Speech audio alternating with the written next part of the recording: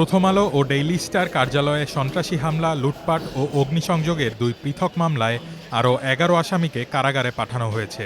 ২৩ December মঙ্গলবার Dhaka metropolitan magistrate Mohammad Jamshed Alam এ আদেশ দেন। এই ১১ আসামির ৯ জন ডেইলি স্টারের মামলায় এবং বাকি দুজনকে প্রথম আলোর দায়ের করা মামলায় আদালতে পাঠানো হলো।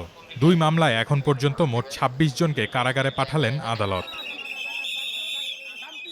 রাষ্ট্রপক্ষের আইনজীবী শামসুদ্দোহা সুমন জানান, আসামিদের আদালতে হাজির করা হলে মামলার তদন্ত কর্মকর্তা তেজগাঁও থানার পরিদর্শক মোহাম্মদ আশিক ইকবাল আসামিদের কারাগারে নেওয়ার আবেদন করেন।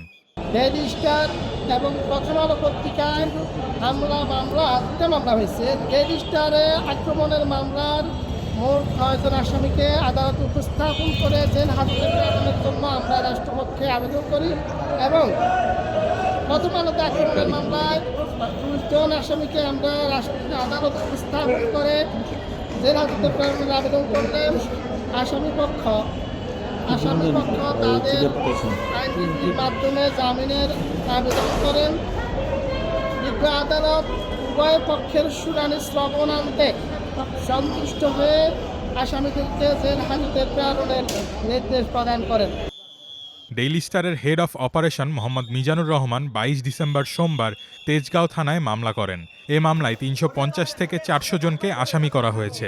প্রাথমিক হিসেব মতে ক্ষয়ক্ষতির পরিমাণ প্রায় ৪০ কোটি টাকা।